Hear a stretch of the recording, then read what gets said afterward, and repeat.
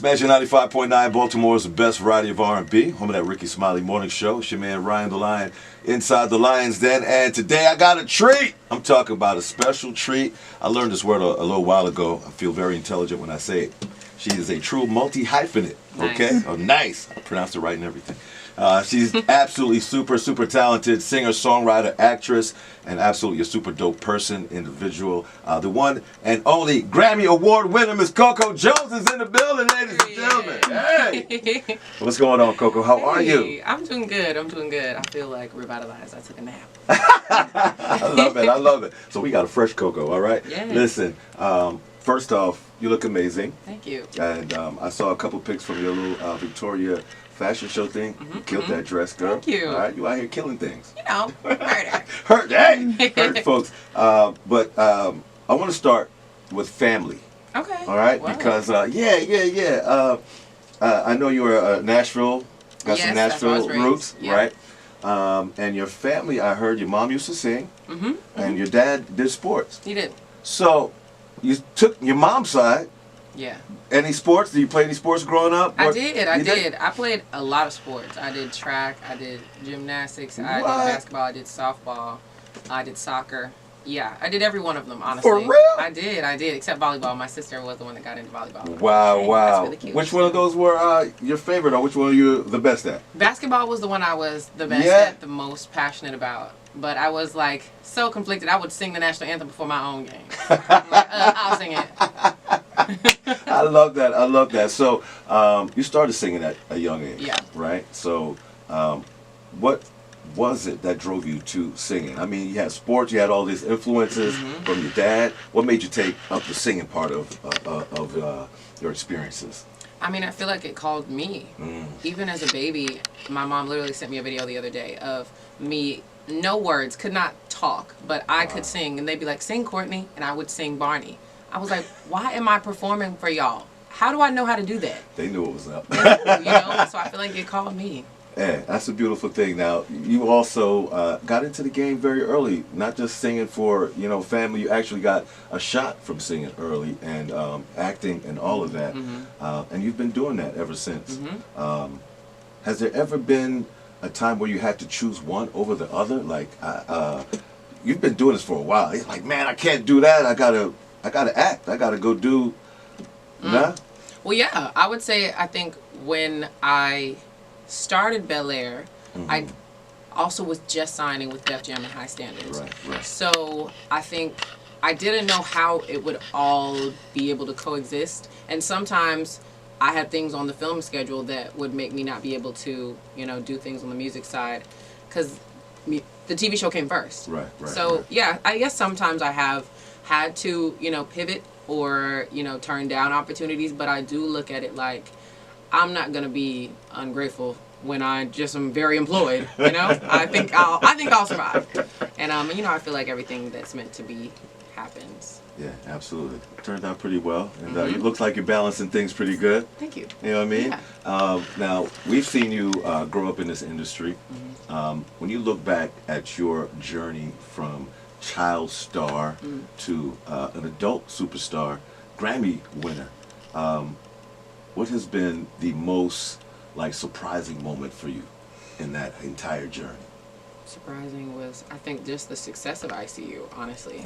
I mean, you never know what is going to be the first thing that really does it for you. Right. But I was not betting on ICU myself. I felt like it was too soulful. I didn't think that it would work in this time in the world and in music. But everyone around me was so sure. So I was like, we'll see. And then I was like, oh, y'all ate that. Wow. Check. I know, right? Grateful got that it I right. have a great team around me. Hey, Because I that's wouldn't what's have up. chose that. That's what's up. Now, having that kind of success, right? ICU did extremely well, right? And EP made a whole lot of noise.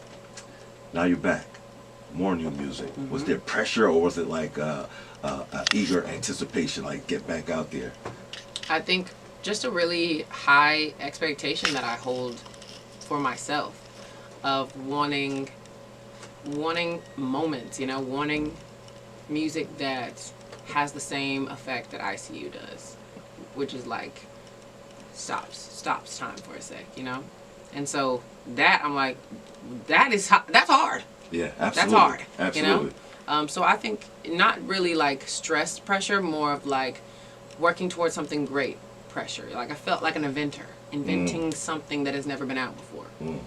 You know, and you've invented a great space for yourself. Thank you. You really have, and I think it's amazing that now, following up from ICU, you're back, and Here We Go is doing amazing. Yeah. It's doing absolutely amazing. That's got to make you feel good. Absolutely, absolutely. I just want people to feel like my songs are useful to them, so I'm happy that people, you know, have started to love it. Yeah, yeah. Now, is there a personal attachment to Here We Go? Is there? Because I mean, people spin the block all the time. People think about the old folks all the time. Was there a personal attachment? Like, I'm writing this song from. I always draw from my own life just to keep the feeling as authentic as possible. And of course, we've all had stages where we were finally not even thinking about that person no more, and their name literally pops up out of nowhere. It's like, why? It's like I'm in my own movie. Like, when will this film be over? So yeah, I think it's just a very relatable feeling. I try to drive all of my music from my own life and from my friends' lives and from my world around me, because I feel like we all live the same life in different ways. So true, so true. We share so many of the same experiences, for real, for real. And I'm glad you're making music that you know, you enjoy and that people can enjoy. I tell you what, I love your talent. Thank you. Bottom, hands down. But I love the fact that you're having fun with it. It looks that way to me when I see you singing, when I see you out doing your thing. You're having a good time, and I think that translates a lot, just more than just the music. The Sweep It Up song, I love it. You know what I mean? Before you leave here, you're going to have to do the little dance with me before we go. That's a must. We're going to have to get that to happen. But I see you having a good time. Are you in a good space? Yeah, I think so. I think it's like, I always try to constantly remember that my job is also something I enjoy to do. And that in itself is just a blessing. Like, let me not overstress myself about timing or charts or numbers or comparison. Simple fact is, my job is something I love to do. So yeah, I try to stay in that headspace to live in the moment. Have people compared you to other artists in the industry? Have people been like, oh, you sound like, you remind me of a... I get Jasmine Sullivan sometimes. Yeah? Yeah. I can see that. I mean, she's iconic. She's one of my favorite singers, so thanks. Not too long ago, I met Debbie Allen, right? Yeah. And I had a little fan moment, you know, because just grew up watching her. Being in the industry and traveling through, meeting so many people, have you had a fan moment? Somebody be like, oh my goodness, that's so-and-so. And by the way, she put her hand on my knee. Okay, anyway, we're going to leave that alone. Please. You did not have to add that. I had to add that in. That's crazy. I think, yes, when I met Rihanna, well, I didn't even... Literally, I didn't even speak. That's how I know. I was like, what the hell was that? Because, like, she was in a moving fashion. She was moving, and I didn't want to stop the movement. So I just was like, ah. And then she just passed on by. I don't have to do that again, because I did not. You need a do-over, I did not eat. But I don't like bothering people. So it was like, it's Rihanna, and I'm about to stop her in her tracks. No, go on ahead, friend. Go on ahead.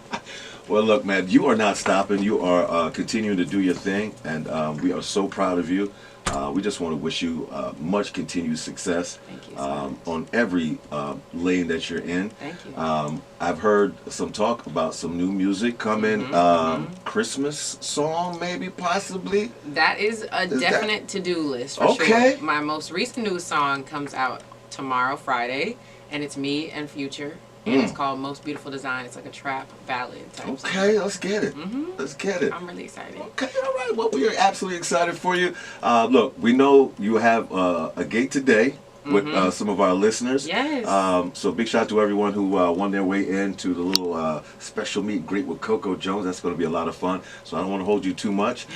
So I just want to say thank you again. Appreciate you. Thank you for stopping by. Thank you. I can speak on behalf of your thousands of fans here in Baltimore. We love you. Oh, I love y'all too. Thank you so much. I appreciate you, Coco.